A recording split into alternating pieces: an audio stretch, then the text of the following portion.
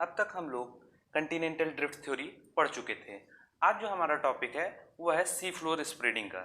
Sea floor spreading पढ़ने से पहले इसके कुछ स्टेजेस हैं उसको जान ले, और इससे पहले क्या डेवलपमेंट हुई थी कंटिनेंटल ड्रिफ्ट थ्योरी में, यानी क्या ड्रॉबैक रह गए, उसको दूर करने के लिए सी फ्लोर स्प्रेडिंग आया। ठीक, तो क्या क्या ड्रॉबैक थे उसको जानेंगे, फिर हम सी फ्लोर स्प्रेडिंग को चालू करेंगे और उसके चरणबद्ध तरीके से यानी स्टेज वाइज कैसा डेवलपमेंट हुआ उसको समझेंगे। तो फर्स्ट स्टेज में हम जानेंगे कन्वेक्शनल करंट थ्योरी आई। सेकंड स्टेज में सेकंड वर्ल्ड वॉर के टाइम कुछ ओशन टोपोग्राफी का हमारा जो है पर रिसर्च हुई।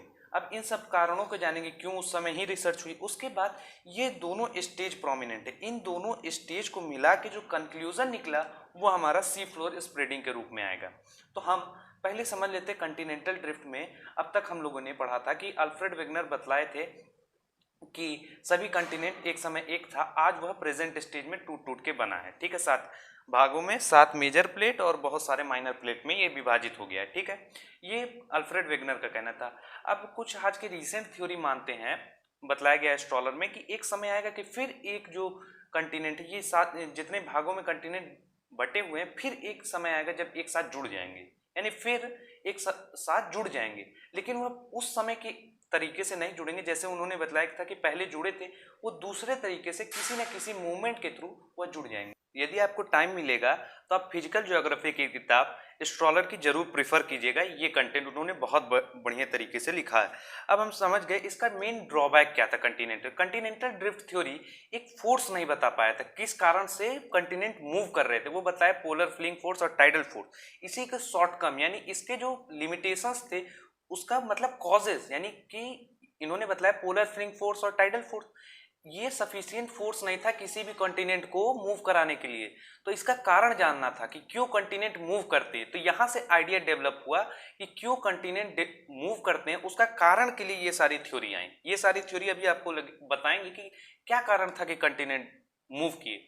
अब तक तो था 1920s के पहले, आफ्टर अल्फ्रेड वेगनर, लोग सोचते थे, लोगों का जो साइंटिफिक टेम्परामेंट का विकास नहीं हुआ था, हाइपोथेसिस पे चलता था। लेकिन जब अल्फ्रेड वेगनर आए तो उन्होंने न्यू थ्योरी को पब्लिश कर दिया कि कंटिनेंट मूव कर रहे हैं। तो लोगों को यह समझने में थोड़ा टाइम लगता है। यदि कोई नई चीज आती है तो उसको चलाने में, उसको इंप्लीमेंट करने में टाइम लगता है। तो वह पहले अल्फ्रेड वेगनर की थ्योरी को नहीं मान रहे थे, लेकिन जब धीरे धीरे टाइम बीता तो वह उस पॉइंट पे सोचने लगे कि अल्फ्रेड वेगनर ने इतने एविडेंसेस दिए लेकिन वह फोर्स नहीं बता पाए। तो उनके शॉर्टकम को दूर करने के लिए ये सारी थ्योरी आई। अब हम एक एक करके समझेंगे कि इसका डेवलपमेंट क्या हुआ। पहले 1912 से 1922 तक अल्फ्रेड वेगनर एक्टिव थे। वहां पे इनका काम था कि इन्होंने बतलाया कंटिनेंट के विस्थापन का सिद्धांत, ठीक, कि सभी कंटिनेंट मूव कर रहे हैं। वहीं पे अब convectional current theory Arthur holes के द्वारा दी गई। इसका नया डेवलपमेंट है, इन्होंने कोशिश की बतलाने की 1929 या 30s के टाइम पीरियड में। वहीं उसके बाद वर्ल्ड वॉर सेकेंड का समय आ गया जब ओशियोनोग्राफी पे रिसर्च शुरू हो गई। ओशन के नीचे टोपोग्राफी पे रिसर्च शुरू हो गई। तब उस समय कुछ नए आउटकम आए जो व्यक्ति को, जियोमॉर्फोलॉजिस्ट को चौंका दिए। ठीक, अब उसके बाद जो डेवलपमेंट हुआ वो हमारा हुआ सी फ्लोर स्प्रेडिंग का। ये दोनों का कंक्लूजन है सी फ्लोर स्प्रेडिंग। और सी फ्लोर स्प्रेडिंग के बाद अगला जो हमारा क्रोनोलॉजिकल वे में है, वो अगला जो हमारा पार्ट होगा वो प्लेट टेक्टोनिक, जो कि अभी तक सबसे साइंटिफिक 1967-68 के टाइम में। तो यदि आप सी फ्लोर स्प्रेडिंग नहीं समझ पाते हैं तो आपको प्लेट टेक्टोनिक समझने में थोड़ी समस्या आएगी। हम समझते हैं कन्वेक्शनल करंट क्या होता है पहले, फिर थ्योरी समझेंगे। कन्वेक्शनल करंट यानी पहला हम स्टेजेस को हमने 3 भागों में बांटा। First stage convectional current theory का इन्वेंशन, बतलाना। दूसरा हमारा सेकेंड वर्ल्ड वॉर में रिसर्च। और तीसरा दोनों का कंक्लूजन जो कि थर्ड स्टेज है हमारा सी फ्लोर स्प्रेडिंग। तो हम पहले जानेंगे convectional current theory. Convectional current theory जानने से पहले जान ले कन्वेक्शनल करंट होता क्या। कन्वेक्शनल करंट को समझने के लिए पहले एक एग्जांपल लेते हैं। आपने बॉयल, समझ लीजिए बर्नर ऑन कर दिया, बर्नर या कोई भी आग जलाया, उसके ऊपर कंटेनर रखा, कंटेनर में पानी रख दिया। ठीक है, अब पानी को हमें उबालना है, उबल रहा है पानी। तो पानी जब उबलता है तो जो ये है करंट, कन्वेक्शनल करंट थ्योरी मतलब vertical motion of the heat, vertical motion of heat is called convectional current. अब इसमें क्या हो रहा है कि ठंडा पानी वो हाई डेंस, उसकी डेंसिटी अधिक होगी इन कंपैरिजन टू हमारे गर्म पानी। जो चीज़ गर्म होगी वो ऊपर उठेगी, हल्की चीज़ हमेशा ऊपर रहेगी और भारी चीज़ हमेशा नीचे रहेगी। कैसे? अगर हम एक जगह एक कंटेनर में वाटर लेते हैं, उसमें अगर लोहे डुबाते हैं, लोहे को रखते हैं, वहीं वुड को रखते हैं, तो लोहा नीचे डूब जाता है। क्यों? क्योंकि उसकी डेंसिटी ज़्यादा है इन कंपैरिजन टू वुड। तो उसी प्रकार जब होगा, कोल्ड वाटर है उसका मूवमेंट जो है नीचे की तरफ होगा, ठीक है, और गर्म जो चीज गर्म हो जाएगी उसकी डेंसिटी कम हो जाएगी, तो ठीक वो ऊपर की तरफ है। जो वर्टिकल मोशन ऑफ हीट होता है उसको कहते हैं हम कन्वेक्शनल करंट, ठीक है। अब हम फिर से समझते हैं एक बार कि vertical motion of heat is called convectional current. जैसे कि हमने पानी को गर्म किया, गर्म करेंगे तो कोल्ड वाटर, इसी प्रकार तो पूरा पानी ठंडा होता है। आप देखेंगे जो निचला वाला हिस्सा है वो कम गर्म होता है इन कंपैरिजन टू ऊपर वाला। ऊपर वाले हिस्से में क्यों? क्योंकि वो हीट हो चुका है, वो गर्म हो चुका है, तभी वो ऊपर है, क्योंकि उसकी डेंसिटी कम हो गई। गर्म हो गया तो वो ऊपर की तरफ मूवमेंट हुआ। लेकिन जो ठंडे चीज है वो ठंडी वाली की डेंसिटी बढ़ जाएगी तो वो नीचे की तरफ उसका मूवमेंट हो जाएगा, ठीक है। ठीक इसी प्रकार कन्वेक्शनल करंट थ्योरी में हो। अब हम इसको कन्वेक्शनल करंट थ्योरी से रिलेट करके देखते हैं। कन्वेक्शनल करंट थ्योरी को खोजने वाले आर्थर होल्स थे, जो कि 1929 और 30s के बीच के थे, ठीक है। अब इसको हम थ्योरी को समझते हैं। आर्थर होल्स ने बतलाया कि पृथ्वी के नीचे एक ऐसा लेयर आता है जिसको हम, जो कि सेमी लिक्विड स्टेट में, सेमी लिक्विड स्टेट में क्यों है? क्योंकि उस समय उसका टेम्परेचर जो है 1000 डिग्री सेल्सियस में हो जाता है। 1000 डिग्री सेल्सियस में कोई भी सॉलिड मटेरियल लिक्विड स्टेट में चेंज होएगा, अपना मैटर जो एक मीडियम से दूसरे मीडियम में वो चेंज हो जाएगा due to increase in heat, मतलब कि इंक्रीज इन टेम्परेचर, ठीक है। तो वो जो है एक पृथ्वी का ऊपरी भाग जो है, क्रस्ट जो है, वह एस्थेनोस्फीयर पे तैर रहा है, जो कि एक सेमी लिक्विड स्टेट में है, ठीक है। जैसे एक नाव है, नाव के नीचे पानी, तो नाव तैरती रहती है, ठीक उसी तरह यहाँ पे पृथ्वी के नीचे जो है वह है हमारा एस्थेनोस्फीयर। तो एस्थेनोस्फीयर पे जो है हमारा पृथ्वी तैर रही है, ठीक है। तो जब उसकी हीट बहुत ज़्यादा एक्सेस हो जाती है, जब पृथ्वी उसको कंटेन करने कहीं से रिलीज नहीं हो पा रहा है, रखने की क्षमता नहीं होती, तो उसका डक्टाइल मूवमेंट होता है, तो वह ऊपर की तरफ निकलने की कोशिश करता है और उसी में यह बीच से फाड़ देता है, बीच से दो भाग में पृथ्वी को अलग कर देता है। तो अलग करेगा तो हीट यहाँ से बाहर निकलेगा, और ठीक अगर बाहर निकलेगा, लावा क्या होगा? पहले गर्म था, ठीक है, पानी उस पर पड़ा, ठीक है, किसी ने कभी ना कभी वो ठंडा होगा, वो सॉलिड स्टेट में आएगा। तो ये जो गैप क्रिएट हुआ, जब ये बाहर निकला तो एक गैप क्रिएट करके बाहर निकलेगा ना, तो बाहर निकला और लावा सॉलिडिफाई हुआ तो क्या होगा? यहाँ पे दोनों तरफ चिपक जाएगा, तो एक नए लैंड मास को जोड़ेगा, यानी कि एक नया लैंड मास बनेगा। यहाँ पे नया लैंड मास बना तो क्या होगा?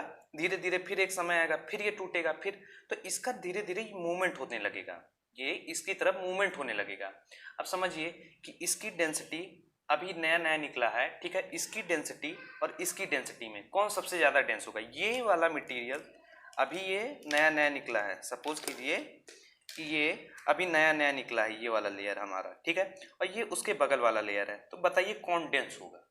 जो अभी नया निकला है वो तो कंपैरेटिवली कम डेंस होगा, क्यों? जैसे जैसे एज बीतता जाता है तो उसकी जैसे जैसे इस तरफ जाते जाएंगे उसका एज बीतता जाएगा, उसकी डेंसिटी बढ़ती जाएगी। जब डेंसिटी बढ़ती जाएगी तो जब जैसे हमने पानी में क्या रखा, एक जगह कॉर्क रखा, एक जगह मान लेते हैं हमने रखा लोहा, तो लोहा क्यों डूब गया, क्यों नीचे की तरफ चला गया? उसका कारण था ड्यू टू हाई डेंसिटी। ठीक उसी प्रकार जैसे जैसे हम इस तरफ इसका मूवमेंट होगा, फिर एक नया लेयर गैप क्रिएट होगा, फिर एक नया लेयर होगा आएगा, फिर जब नया लेयर जनरेट होता जाएगा लगातार, फिर ये यहाँ इसका ये जो है ये कभी यहाँ आएगा, कभी यहाँ आएगा, फिर एक टाइम आएगा इसकी डेंसिटी इतनी अधिक हो जाएगी कि वह नीचे की तरफ उसका मूवमेंट होने लगेगा, वह नीचे की तरफ जाने लगेगा, नीचे की तरफ वह जाने लगेगा। और जिस जगह पे वह जाता है उसको हम ट्रेंच कहते हैं या सबडक्शन जोन कहते हैं, और वह नीचे जाते जाएगा, और नीचे तब तक जाएगा जब तक वह सॉलिड से लिक्विड स्टेट में चेंज ना हो जाए। क्योंकि जैसे जैसे नीचे जाएगा वह एस्थेनोस्फीयर के पास पहुंचेगा, एस्थेनोस्फीयर के पास पहुंचा तो वह फिर गल जाएगा, और फिर गल के वह यहीं से निकलेगा। अब आपको समझना चाहिए वो यहीं से क्यों निकलेगा, कहीं और से क्यों नहीं निकलेगा, क्योंकि जो वीक पोर्शन है उस पर अगर हम हाथ मारे या मुक्का मारे तो वह टूट सकता है। यानी दरवाजे पे अगर आपको दरवाजा तोड़ना है तो आप वीक पोर्शन पे तोड़ेंगे ना, जो पोर्शन स्ट्रांग है वहां पे तो तोड़ेंगे नहीं, क्योंकि वह दरवाजा टूट ही नहीं पाएगा। जो स्ट्रॉन्ग पोर्शन है उसको तोड़ने में आसानी होती है इन कंपैरिजन टू जो वीक पोर्शन है उसको तोड़ने में आसानी होती है इन कंपैरिजन टू जो स्ट्रॉन्गर पोर्शन है, ठीक है। तो वो ये वीक पोर्शन है, यहाँ बार बार वॉल्केनिक इरप्शन हो रहा है, तो यहाँ नया लैंड फॉर्म बन रहा है, यानी कि यहाँ पे नया लैंड बन रहा है, तो वो यही एरिया से निकलेगा। अब आपके मन में अब तक एक प्रश्न आ जाना चाहिए, या आप इसका प्रश्न का उत्तर दीजिए कि मैग्मा का जो डेंसिटी है, ठीक है,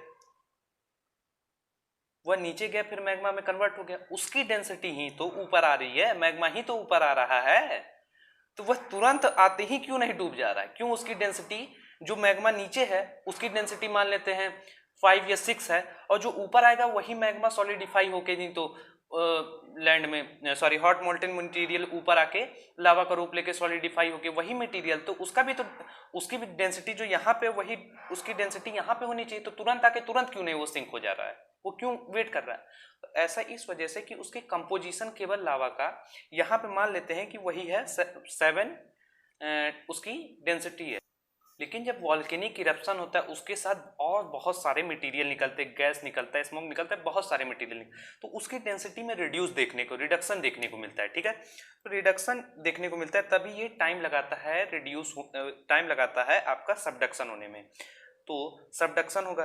अब आपके मन में एक और क्वेश्चन आना चाहिए अब तक कि कैसे एस्थेनोस्फीयर के पास इतना मैग्मा है कि कभी खत्म ही नहीं होता है, इतना मैग्मा आता कहाँ से है कि कभी खत्म ही नहीं होता है? तो इसका उत्तर है कि जैसे जैसे यहाँ पे कंस्ट्रक्शन हो रहा है उसी के साथ डिस्ट्रक्शन हो रहा है। यहाँ पे जमीन तो नहीं बन रही है ना, क्योंकि यहाँ तो लावा निकल रहा है, सॉलिडिफाई हो रहा है, नया नया जमीन ऐड कर रहा है। तो जैसे जैसे हमारा आपके कंस्ट्रक्शन होगा वैसे जितना कंस्ट्रक्शन उतना डिस्ट्रक्शन, तभी तो पृथ्वी एक सामान्य पता चला कंस्ट्रक्शन बहुत ज्यादा हो गया तो पृथ्वी फैलने लगेगी, लेकिन construction is equal to destruction, जितना कंस्ट्रक्शन होगा उतना ही डिस्ट्रक्शन होकर नीचे आएगा, नीचे आने के बाद क्या होगा, वो फिर लावा में कन्वर्ट। मतलब क्या हुआ कि लावा क्यों बन रहा है? जब ये नीचे आ रहा है तभी लावा बन रहा है, यही चीज तो ये जो ऊपर बना ये कभी इधर आएगा सबडक्शन करके, यहाँ इस जोन पे आएगा ट्रेंच पे, और सबडक्शन जोन पे जहाँ पे ये नीचे की तरफ जाने लगेगा, यानी इसका मूवमेंट डाउनवर्ड हो जाएगा, और यही जो मटेरियल है वो नीचे जाके गलेगा और ये फिर वापस आएगा। ये एक चक्र की तरीके है, साइकिल के तरीके है, जो कि वही चलता रहेगा, ठीक है। अब हम समझते हैं एक मॉडल की सहायता से कि ये कैसे हुआ, ठीक है। पहले क्या होगा, एक फ्रैक्चर डेवलप होगा। पहले स्टेज में हमारा पृथ्वी एक प्रेशर कुकर है, समझ लीजिए। प्रेशर कुकर में अगर प्रेशर रिलीज नहीं हो पा रहा है तो वो क्या होगी, फट जाएगी या क्रैक आएगा, पृथ्वी में क्रैक आएगा, कुकर में फट जाएगा कुकर, ठीक। ये पृथ्वी है, उसमें पहले एक क्रैक आएगा तो एक गैप क्रिएट करेगा, ये गैप को फिल करने के लिए ऊपर से नीचे से मैग्मा आएगा, ठीक है। मैग्मा हॉट मोल्टेन मटेरियल आएगा और यहाँ लावा बन के सॉलिडिफाई हो गया, तो नया लैंडमास इसको जुड़ा ना, इतना लैंडमास जब गैप क्रिएट हुआ तो इतना लैंडमास जुड़ा, ठीक है। और यही एक स्टेज में ये लैंडमास आगे चलते जाएगा और इसकी डेंसिटी इतनी बढ़ जाएगी कि इसको नीचे की तरफ डाउनवर्ड मूवमेंट होना शुरू हो जाएगा। तो डाउनवर्ड मूवमेंट से क्या होगा, ये फिर स्टेनोस्फीयर के पास जाएगा और गल जाएगा और फिर वहीं से यहाँ से निकलने लगेगा। तो ये यहाँ पे क्या हो रहा है, आपका कंस्ट्रक्शन हो रहा है, और सबडक्शन जोन या ट्रेंच के पास इसका क्या हो रहा है, डिस्ट्रक्शन हो रहा है, ठीक है। ये हमारे आर्थर होल्स बता के हमें गए थे।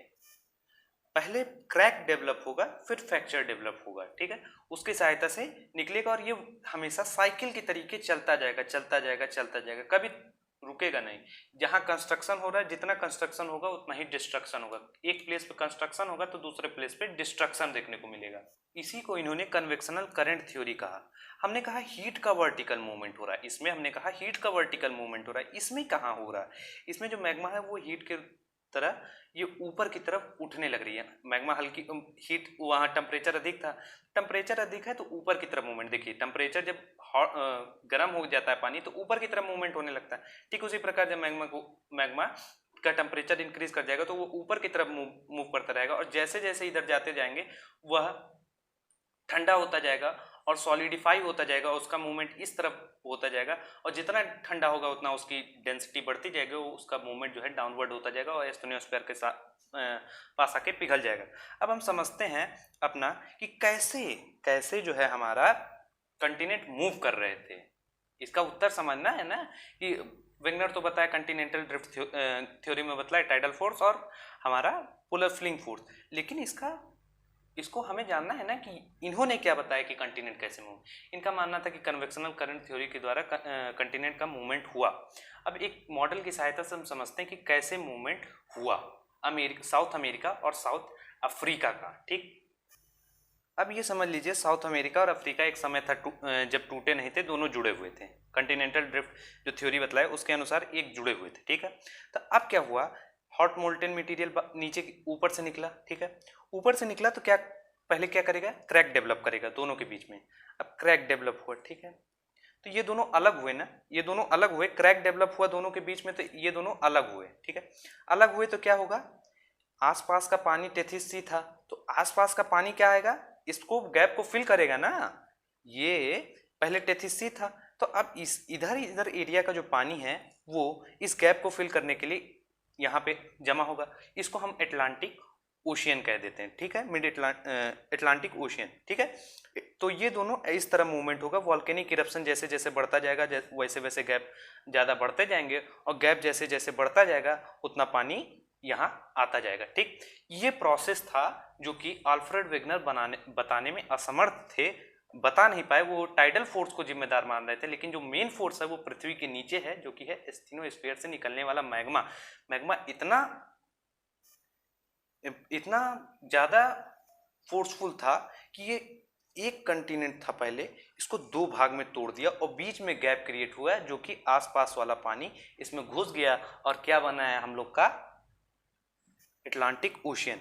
तो अब जैसे जैसे गैप क्रिएट हुआ, ठीक है, अब हम अमेरिका को लेके समझते हैं। जैसे जैसे गैप क्रिएट हुआ वैसे वैसे हमारा मूवमेंट भी इस तरफ होता जाएगा, क्योंकि नया नया लैंडफॉर्म बनने लगा और इसका मूवमेंट होने लगा। जब मूवमेंट होगा, मान लीजिए कोई लैंडफॉर्म है, इसका मूवमेंट हो रहा है, तो मूवमेंट होगा तो उसके साथ यहाँ जो मिड ओशन जो ये लैंडफॉर्म है उस पर प्रेशर डालेगा। मूवमेंट होगा तो यहाँ पे जितना भी रॉक बॉडी और सेडिमेंट है उस पर प्रेशर डालेगा, तो प्रेशर डालेगा तो इसके जो सेडिमेंट है वो ऊपर की तरफ उठते जाएंगे। जितना ज़्यादा मूवमेंट होगा उसकी ऊंचाई बनती जाएगी। तो बताइए यहाँ साउथ अमेरिका में कौन सा माउंटेन है, साउथ अफ्रीका के सुलाइन पे कौन सा माउंटेन है, रॉकीज है कि इंडीज? या आप हमें बतलाइए कि जब मूवमेंट ऐसे होता रहा तो सेडिमेंट पे प्रेशर डाला, प्रेशर डालने से क्या होगा कि हमारा रॉकीज या इंडीज माउंटेन बनता जाएगा, जिसको माउंटेन का निर्माण करेगा। आपको बताना है कि वो रॉकीज है या इंडीज। देखिए ये हमारा है एक पेपर से समझते हैं। यहाँ से मैं इस साइड से फोर्स लगा रहा हूँ, तो इस साइड को हमने टच तक नहीं किया। ठीक है, इस तरह से फोर्स लगा रहे हैं, तो ये मान लीजिए सेडिमेंट है, तो ये ऊपर की तरफ उठता जा रहा है। एक तरफ से यदि मूवमेंट हो रहा है कंटिनेंट का और फोर्स लगाता जा रहा है, तो ये क्या देखने को मिल रहा है, हमें उठाव देखने को मिल रहा है। इसी तरह हमारा माउंटेन बना। ठीक है, ये इनके अनुसार है। अब हम अगला चलते हैं सेकेंड वर्ल्ड वॉर के स्टेज में, यानी सेकेंड स्टेज में क्या होगा, सेकेंड स्टेज में क्या डेवलपमेंट हुई, तब हम सी फ्लोर स्प्लिटिंग पे आएंगे। अब समझते हैं कि द्वितीय विश्व युद्ध का समय था, second world war. Second world war में जो ट्रूप्स थे उसमें जो है जियोलॉजिस्ट की भर्ती करा रहे थे सब। तो जियोलॉजिस्ट की भर्ती क्यों कराए, अरे हट्टा कट्टा इंसान की भर्ती होती है आर्मी में, यहाँ जियोलॉजिस्ट की कैसे भर्ती करा दिए? अब उस समय ऐसा था कि जो सी टोपोग्राफी को जानता था वही जीतता था मैटर। मतलब कहने का है कि इससे पहले हम लोग सोचते थे कि सी टोपोग्राफी एकदम फ्लैट है, ऑलमोस्ट फ्लैट है, वहाँ पे ज़्यादा टोपोग्राफिकल वेरिएशन नहीं देखने को मिलता है। लेकिन जब हम अपने गए पृथ्वी के नीचे, और जाने का कारण क्या था, क्यों वो लोग रिक्रूट कर रहे थे जियोलॉजिस्ट को, उसका कारण था कि एनिमी जो है हमारा समुद्र के नीचे पनडुब्बे के सहारे से छुप जाता, तो उसको खोजने के लिए और नए नए जगह छुपने के लिए खोजते थे, जिससे हम अपने एनिमी को मार सके। ठीक है, तो इसलिए जियोलॉजिस्ट की भर्ती करा रहे थे। तो वहाँ पे भर्ती किए, तो भर्ती करने का कारण हमें पता चल गया। लेकिन जब वह टोपोग्राफी की स्टडी करने गए, तो टोपोग्राफी की स्टडी करने के लिए वो मेथड यूज़ किए सोनार का। हम लोगों ने नाइन्थ का शायद चैप्टर था साउंड में सोनार हम लोगों ने पढ़ा होगा।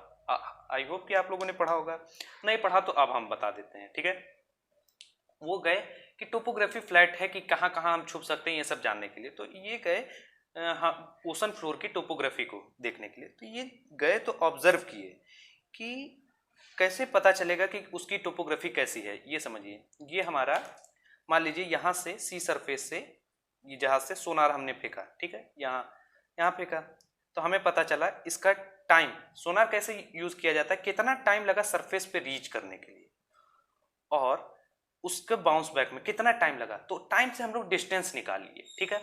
अगर मान लेते हैं आप 10 किलोमीटर की प्रति रफ्तार से चल रहे हैं और आपको 1 किलोमीटर चलने में 20 मिनट लगा या 1 किलोमीटर चलने में आपको 5 मिनट लगा, तो टाइम 1 किलोमीटर चलने में 5 मिनट लगा, तो इसका ब्रीथ पता चल गई ना टाइम से कि इस रफ्तार से चल रहे हैं 20 किलोमीटर पर सॉरी जिस रफ्तार से हम चल रहे हैं उससे, और टाइम का पता चल जाए कि सरफेस कितना है तो कितनी दूरी है तो हम निकाल देंगे। तो एक तो इसका टाइम पता चल गया कि इतना टाइम लगा। हम मान लेते हैं कि ये सी सरफेस है, यहाँ से हम किए तो हमें टाइम लगा यहाँ तक पहुँचने में 15 सेकेंड्स, ठीक है। क्यों लगा? क्योंकि ये डिस्टेंस है, ठीक है। वहीं यहाँ पे जब सोनार का वेव मारा गया तो इसको लगा 12 सेकेंड।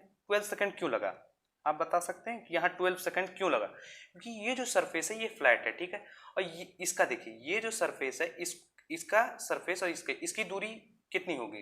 मान लेते हैं 10 मीटर होगी, तो इसकी दूरी इससे ज़्यादा है ना। ये देखिए इतना डिस्टेंस, ये इतना डिस्टेंस, तो ये 12 मीटर, ठीक है। 12 मीटर है, एज्यूम करते हैं कि ये 12 मीटर है तो टाइम भी ज़्यादा, यानी अगर डिस्टेंस ज़्यादा है तो टाइम भी ज़्यादा लगेगा, ठीक। वहीं यहाँ पे देखेंगे तो आपकी डिस्टेंस देख लीजिए क्या है। डिस्टेंस इसकी हो गई हमारा, मान लेते हैं इसकी डिस्टेंस हो जाएगी 8 मीटर्स, क्योंकि ये तो इतना है तो इसकी डिस्टेंस कम हुई तो टाइम भी कम लगेगा। तो टाइम से हम निकालते थे कि डिस्टेंस कितनी होगी, ठीक है। यहाँ मान लेते टाइम 6 सेकंड लगा तो इसकी दूरी भी कम होगी, 6 सेकंड लगा तो दूरी कम। वहीं यहाँ पे ये ट्रेंच में हमें टाइम लगा 25 सेकंड, तो इसका मतलब इसकी दूरी अधिक है तभी तो इतना ज़्यादा टाइम लगा, और उससे सबसे ज़्यादा टाइम लगा। इसका मतलब कि ये नीचे है, यानी इसकी जैसे अगर वहां से हम पैदल चले नीचे तक तो ट्रेंच गड्ढे तक, तो हम जानेंगे कि दूरी नीचे है, यानी कि वो पोर्शन सी लेवल से बहुत नीचे है। टाइम ज़्यादा लग रहा है तो सी लेवल से बहुत नीचे है, तभी टाइम ज़्यादा लग रहा है। इस प्रकार से हम सीप की टोपोग्राफी को जाने। उसमें एक था सी माउंट, माउंट के आकार था तो और सी के अंदर था तो इसको सी माउंट कह दिया। उसके बाद जब ये सरफेस फ्लैट हो जाएगा तो इसको गायड कर देंगे। और रिज एक ऐसा पोर्शन था, क्षेत्र है जहां से वॉल्केनिक इरप्शन देखने, माउंटेन देखे हैं सरफेस पे माउंटेन होता है, वही माउंटेन अगर आपका ओशन में हो जाए तो उसको रिज कह देते हैं, ठीक है। और उसी के दूसरे तरफ एक होता है, एक गड्ढे टाइप का होता है या ट्रेंच कह दीजिए आप। ट्रेंच में हमें सबसे ज्यादा टाइम लगेगा और रिज में हमें सबसे कम टाइम लगेगा सोनार में, तो यानी कि इसकी डिस्टेंस ज्यादा है अगर टाइम ज्यादा लग रहा है, ठीक है। Time is directly proportional to distance, यदि टाइम अधिक लग रहा है तो डिस्टेंस भी हमारा अधिक लगेगा। इतना ये लोग तामझाम किए, रिक्रूट किए, तो इसका कुछ ऑब्जर्वेशन भी तो निकला होगा। इतना सब कुछ टोपोग्राफी को जाने तो कुछ उसमें कुछ नया निकला होगा ना। ऑब्जर्वेशन क्या उन्होंने पाया, रिजल्ट क्या निकला इतना करने का? तो पहला रिजल्ट हमें पता चला कि presence of mid Atlantic ridge, बीच में एक ऐसी रिज है जहां से हमेशा वॉल्केनिक इरप्शन होता है। वॉल्केनिक इरप्शन होगा, नया लैंडफॉर्म बनेगा वहां। अब इसका सेकंड ऑब्जर्वेशन की तरफ चलते हैं कि जो कि हमें क्रस्ट के विड्थ का पता चलता है। इसके सेकंड ऑब्जर्वेशन में इस क्रस्ट के विड्थ को इन लोग मानते हैं 6 to 7 किलोमीटर्स। ये हमें मैपिंग के बाद और टोपोग्राफी के जानने के बाद हमें ऐसा पता चला। और तीसरा है इक्विड डिस्टेंस शो सिमिलर कंपोजिशन। अब इसको समझना है कि इक्विड डिस्टेंस शो सिमिलर कंपोजिशन कहना क्या चाह रहा है। इक्विड डिस्टेंस कहने का मतलब कि यदि यहाँ से फॉल्ट क्रैक हुआ, फॉल्ट डेवलप हुआ, फ्रैक्चर हुआ, उसके बाद इस जगह से, इस पॉइंट से यदि हम 10 किलोमीटर इस तरफ चलते हैं और वही 10 किलोमीटर इस तरफ चलते हैं तो इस 10 किलोमीटर का कंपोजिशन, इस 10 किलोमीटर का कंपोजिशन, दोनों का कंपोजिशन और स्ट्रक्चर सेम होगा। ऐसा क्यों देखने को मिला? क्योंकि जब वॉल्केनिक इरप्शन हुआ, ये लावा यहाँ सॉलिडिफाई हुआ और सॉलिड लैंडफॉर्म के रूप में कन्वर्ट हो गया। कन्वर्ट होने के बाद एक ऐसा टाइम आएगा, ये दोनों हाफ दोनों जगह चिपका है, ठीक है, दोनों जगह लगा है, तो इस वजह से इक्वी डिस्टेंस पे वैसा ही लैंडफॉर्म देखने को यानी उसी प्रकार का रॉक का स्ट्रक्चर कंपोजिशन देखने को मिलेगा। हमारा चौथा जो ऑब्जर्वेशन था, rock of the ocean floor is newer than the continental ones. इसका मतलब क्या है कि ओशियन रॉक जो है वो 200 मिलियन एगो का बना हुआ, वहीं पे कंटिनेंटल रॉक जो है वो 3200 मिलियन ईयर एगो का बना हुआ। कहने का मतलब है कि जब पृथ्वी बनी थी तब तो दोनों एक ही समय का बना हुआ था, यानी कहने का मतलब कि तब तो दोनों एक ही टाइम पे बने थे। लेकिन ये न्यूअर क्यों है oceanic floor in comparison to continental continental surface क्यों न्यूअर है? इसका कारण ये है कि यहाँ पे लगातार वॉल्केनिक इरप्शन हो रहे हैं। वॉल्केनिक इरप्शन हो तो यहाँ पे नया नया लेयर जुड़ता जा रहा है और ये डिस्ट्रॉय भी हो रहा है। तो आप बताइए कि ये पूरा एक चक्र, यानी कि बनना, सबडक्शन होना, फिर गल के ऊपर की तरफ फिर कंस्ट्रक्शन हो रहा है, ये पूरा एक साइकिल चलने में कितना ईयर्स लगते हैं? जाहिर सी बात है, अगर 2 मिलियन ईयर्स एगो का रॉक सबसे पुराना है, सीधी सी बात है 2 मिलियन ईयर्स लगते ही होंगे, तभी तो उतना ही पुराना मिल पाए। उससे ज्यादा पुराना मिलता तो उतना टाइम ड्यूरेशन लगता। ठीक, ये हमें कुछ बातें ऑब्जर्वेशन में जानने को मिली। अब हमारा मेन टॉपिक क्या था? Sea floor spreading. अगर हम दो टॉपिक को समझ गए, जो कि पहला था कन्वेक्शनल करंट थ्योरी और जो ऑब्जर्वेशंस मिले हैं हमें ओशन फ्लोर के बारे में, ये दोनों मिला के जब हम पढ़ेंगे तब हमारा सी फ्लोर स्प्रेडिंग कंप्लीट हो जाएगा। अब हम सी फ्लोर स्प्रेडिंग को सीधे कंक्लूजन के तौर पे, और थोड़ी ही देर में ये खत्म हो जाएगा। सी फ्लोर स्प्रेडिंग को देने वाले हमारे थे हैरी हेस और डायट, जो कि 1960s में दिया गया था। ये दोनों प्रिंसटन यूनिवर्सिटी के प्रोफेसर्स थे।